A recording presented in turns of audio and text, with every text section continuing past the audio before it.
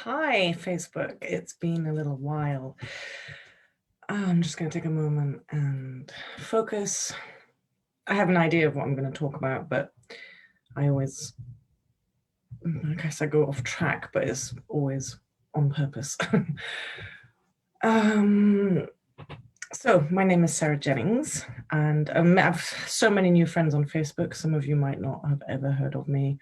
I have been traveling the world, teaching a healing modality, doing transformational healing work for close to a decade. I'm a professional kinesiologist, and I have created some incredible transformational containers in the last year. I've run about 8 courses in the last year. The Visibility Gateway, which has been incredible for wellness practitioners, healers to become visible with their work, but really it's about alignment, integrity, certainty, standing in your truth and being ready to be visible with the work that you create in the world. And I've been doing, at the moment, running the Money Gateway, which is also for wellness practitioners, healers to rewrite their money stories. And that's a kinesiology group. It's absolutely beautiful. And I love that. Also, at the minute, there's a lot of offers on for the graduates of the Visibility Gateway, and we're in the middle of Devoted Action, which is also beautiful, which is business planning and action taking for wellness practitioners, because we're magical people, so we can't do things linearly very well. So it's a very alternative, magical way of goal setting, I suppose. And I also created Heart Retrieval. Must be 4 years ago, 4 years ago now, 3 years ago. And yeah, that Heart Retrieval is a story in itself. And I've created a program called Love Again, the Heart Retrieval mapping journey. And I'm going to talk a little bit about that in a bit. But yeah, that just gives you a little overview of who I am, what I do. I've basically been tirelessly helping people come back to themselves, heal core wounding, release trauma. It's been an incredible 10 years.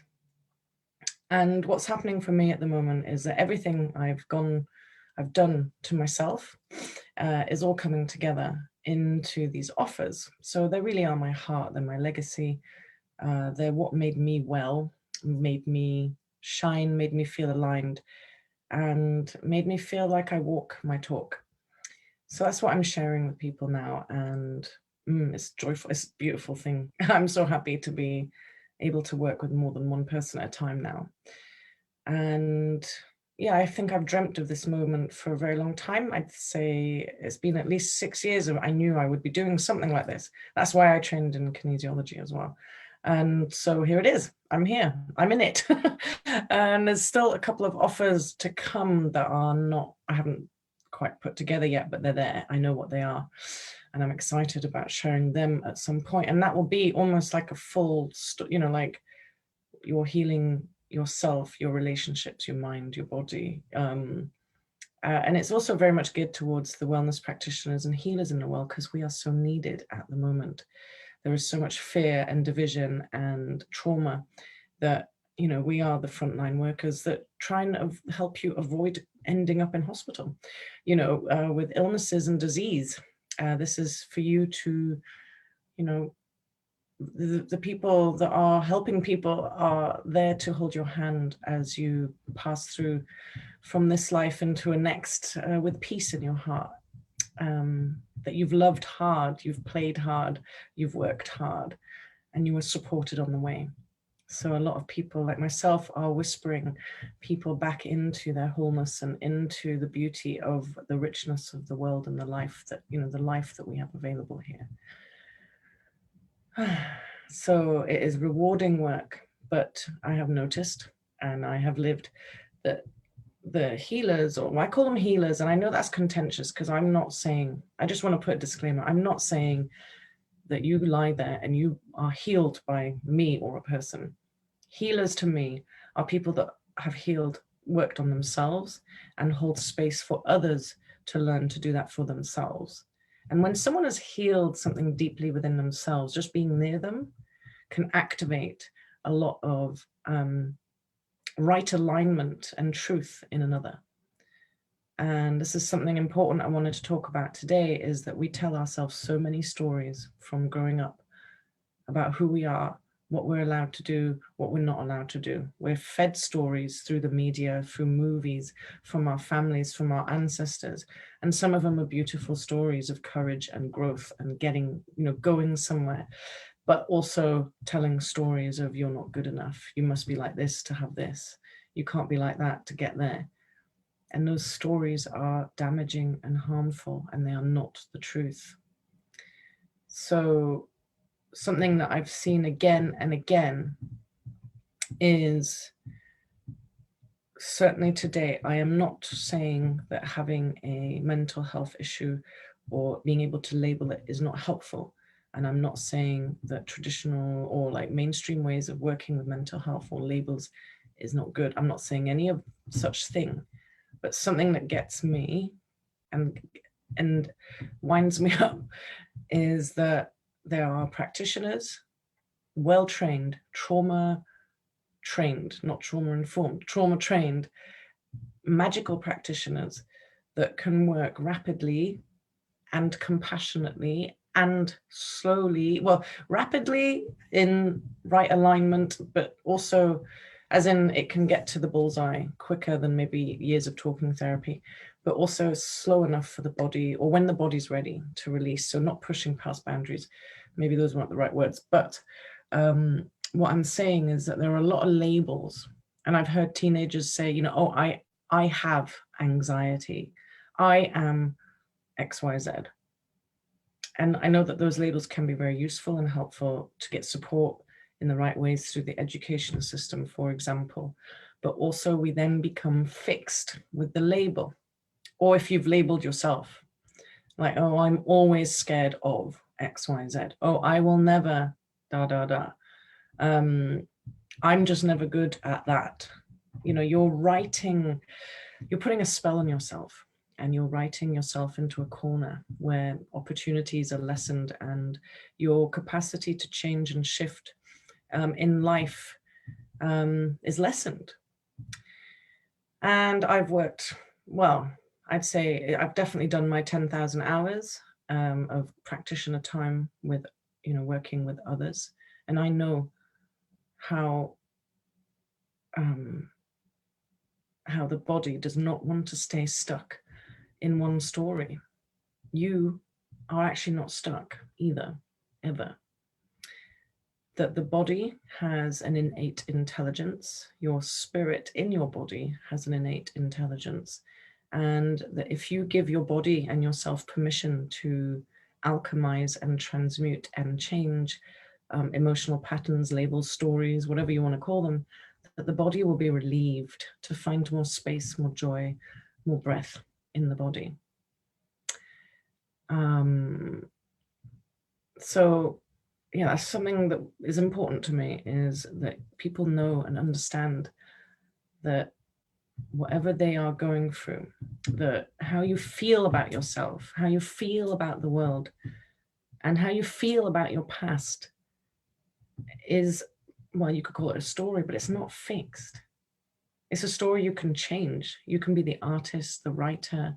You can absolutely shift into a different reality. And it might take changing habits. It might take basically lots of weeding, of your mind and your emotions. But it doesn't have to be, you don't have to be stuck forever in what you don't want to be in.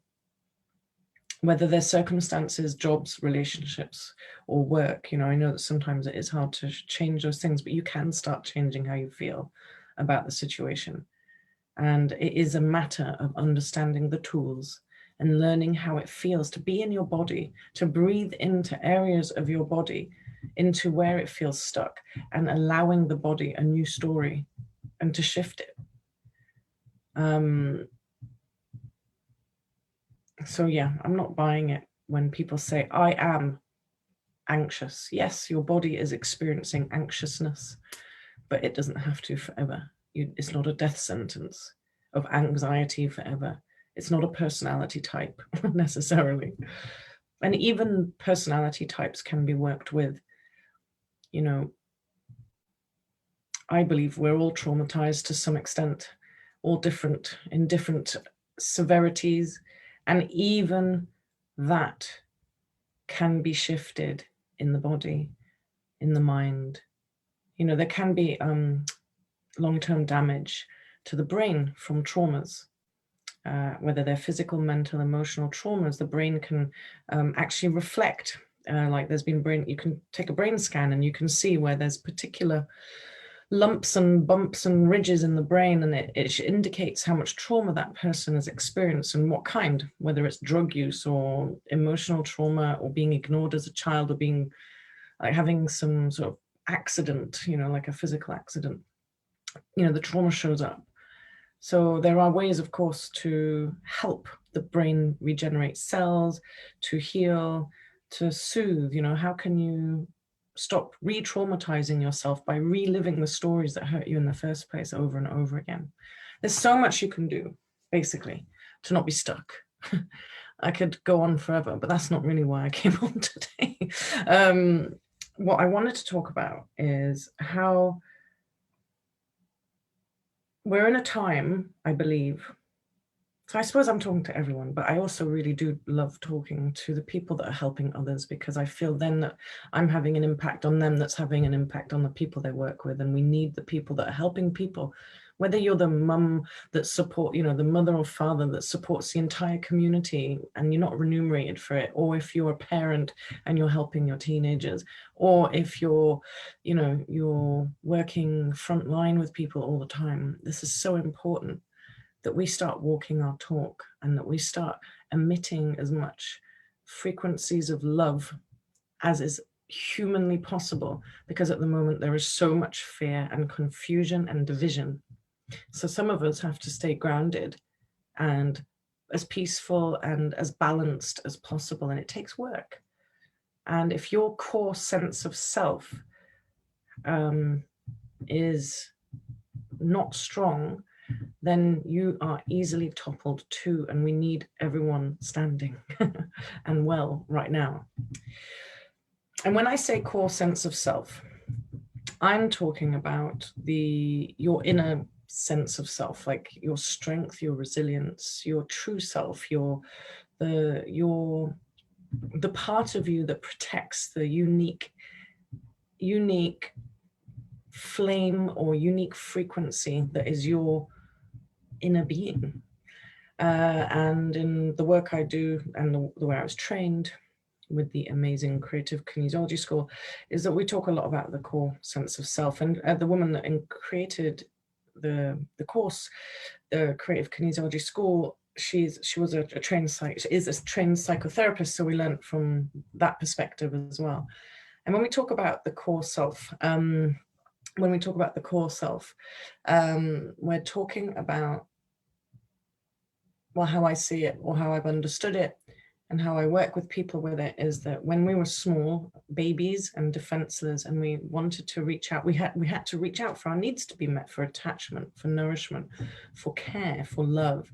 We can't do it for ourselves, so we need it from our caregivers. And when it doesn't come, or if it comes distorted or mean or manipulative or a lack of attention, food and nourishment, or any of those things, or cruelty, then the core sense of self is impacted adversely. And then you, as a little baby, as a little child, built up defenses and strategies to survive. So you learned to deal with your hunger. You learned to deal with crying it out. You learned to deal with being ignored. You learned to deal with, move on. You learn to deal with just sitting on your own all the time. All those things that, most people that are in the wellness professions probably experience some of this and have learned to overcome it, to love themselves again, to be able to hold space for themselves, to be able to nurture themselves and support themselves through difficult times. And it's taken, most healers or wellness practitioners, people that are helping others, were probably some of the most traumatized people. They wouldn't have done this if they wouldn't have come to the realizations they've come to, and then feel the need to help others that are suffering the same, if they hadn't had to live with it through it themselves. That is, a good practitioner will have had to overcome a lot. So, you know, instead of making fun of these spiritual, magical people, maybe a bit of respect to you know, the people that have climbed, you know, dropped the lowest and climbed the highest. And this core sense of self is weak when you haven't had the love you needed or received that care that you needed at different points in your life. Doesn't mean you had bad caregivers. It just means it wasn't quite what you needed. So when we talk about navigating, I wrote the title of this was Navigating Relationships and Breakups. And I think it all comes down to this core sense of self, like doing it successfully anyway.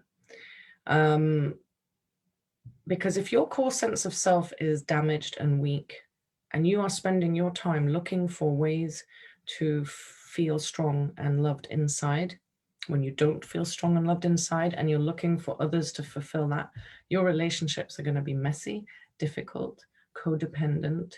You're going to be thrown off course. You're going to feel all over the place. And likely that you're attracting partners that have the same issue, trauma bonding. So the more you can rebuild your core sense of self, the more opportunity you have to be in your strength, in your love, in your beingness, and able to share that with someone from a healthy place. And when it comes to breakups, if you've had a breakup and you have completely crumbled and, you know, felt like the world was going to swallow you up, and you were an absolute void of abandonment and rejection and all of that, then your core sense of self is really struggling to feel itself or find itself. And this is the same with the runners. Another way of looking at it as well is if you are very defensive and have to protect your boundaries with force a lot or be defensive, it also is a sign that your core sense of self is weak, because it's defending a wobbly core. Like, don't look in here. If you're strong on the inside, you have automatically a powerful force field of you know, appropriate boundaries that are keeping you well in the world. You know what's a yes and a no for you. If you have a weak core sense of self, then you don't know even what you like or what you don't like, or what you want or what you don't want. And you certainly can't discern what is good for you, because the minute someone pays you attention, or the minute someone starts saying all the right things to you, all the things you didn't hear maybe when you were younger, you will drink that up and be like, oh my God, I've never felt so good in my life. But it's not internally sourced. So internally sourcing your sense of self, your strength, your resilience, your self-love, I think is the only way that we can walk and create healthy relationships going forward. And this alignment with yourself, these boundaries that protect your sovereignty, your love for yourself, you building a core sense of self that is strong, is it takes time. It takes time. So I think at the moment, with the times we're in, and maybe, if you are a wellness practitioner person, or you've done a lot of self-work, and you have had enough of relationships that keep doing the same thing, you've had enough of playing the same stories, and you've seen the loop now, and you're like, what is this all about? And you realize that you don't really trust your discernment. Why can't you see clearly? And there's so many layers of survival and defenses in the way that it's hard to see. And also part of you is looking to feel whole through another. So obviously you're not going to see the right things, because you're the other that needs to fill you to make you feel whole. So I know all this stuff because I was in it. I'm not going to go too much into my story this time. I'm hoping to do videos this couple of weeks coming, more videos to go into this. And but I know I had very low self-esteem, low self-worth, toxic relationships, a couple of pretty, pretty very toxic, abusive relationships. I was abandoned. Me and my daughter's dad split up when she was really young. So I had to deal with all this abandonment feeling of being left with a child, being a single mum. There's been epic love stories of Shakespearean proportions that left me in perpetual heartache for 13 years of being attached to this other person. And that's how I created Heart Retrieval, because I had to retrieve my heart from this particularly powerful story that wouldn't go away. And in the last 3 years, I met up with that person and they experienced a similar thing. And I was able to create Heart Retrieval to untangle from that old story. And it was like, wow, I learned so much about the tangling that happens between people. And after doing hundreds of heart retrievals one-to-one, I've created Love Again, the Heart Retrieval mapping journey. Because it's all good me doing these one-to-one heart retrievals for a couple of hour sessions. They're very powerful, very beautiful. I mean, I hear everyone's love stories. They come with a list of their loves and I get to hear all of it. And I've borne witness and listened to all those stories, and it's incredible. And so I feel so privileged to have been able to hear all that. But I've learned so much about how we tangle and how we untangle and what does that mean. And I realized that is like me. It's a magical, beautiful, intensely beautiful process, very powerful, transformative. But I realized that if I want to, teach you to fish, not just help you, work out the stories and reclaim your heart threads, I want you to know how to keep doing that. Because heart threads are organic. You're going to throw them around all the time if you don't heal your core sense of self. So what I've done is this Love Again mapping journey is all the tools that took me from total mess to now, from, I might have recently gone for a breakup, but I was able to fall in love again after you would probably wish you never did, after my stories. And then being able to love again and also break up gracefully for myself. I can speak for myself that it's been quite a graceful process. And I'm okay in myself and ready to love again, like myself and others. I can forgive, compassion. But basically the tools that are shared in the program are all the tools that have taken me from where I was to where I am now. And so it really is my heart and it really is my legacy, because it's actually a 6-week course, but I've actually extended it to be 6 months. And it is exactly the same format as the last time I ran it, except we're just doing 1 call a month instead of 6 calls or 6 weeks in a row. And the reason why I've done that is because it's summer, but also because I think it will be as valuable. It will be as valuable, or maybe more, or different, or just as valuable, doing it in an intensive and doing it extended, because it took me 10 years or more to get through those tools that I'm sharing with you. I'm helping you map areas of your consciousness so that you can rewire yourself, how your heart functions in the world, how you do relationships, how you change the stories and the labels that are holding you back. So yeah, you've got anxiety, for example, then learn how to start breathing into it and shifting it and changing the story in your body, changing the traumas in your body to create more peace and a fresh perspective in your life, physically, mentally, emotionally, spiritually. I mean, the last round of this course, it's always been beautiful, but all of the women that were on the course, it's not for women only, but all the women that were on the course, they looked different, they feel different, people are noticing that they are different. They've gone from ancient wounding to and low self-esteem to shining, to loving again, to building resilience and strength in themselves that they never thought possible. I'm in awe of the work. It just means so much to me. Adam, don't cry, Sarah. Oh God. It's beautiful work. And the format is, on a Monday, I release the the kind of content, and it's usually an hour of content explaining all these different areas, and we're looking at things like how to heal stuff in your body, to how to, putting in new filters in your life so you can discern what's good for you and actually feel what's good for you, to doing the actual heart retrieval as well. And on the Monday, I release the content stuff, like me explaining stuff, but then I also release a guided journey, which is also very powerful because I'm leading you through the processes so that you can learn how to do it yourself. So these are lifelong tools that you can use again and again and again and again. I still use them all the time, depending on what's happening in my life. The guided journey, so that's a Monday. And then I think we're going to just do the first Tuesday will be a group call where we chat and talk through, like group coaching, I guess. You each get time to talk.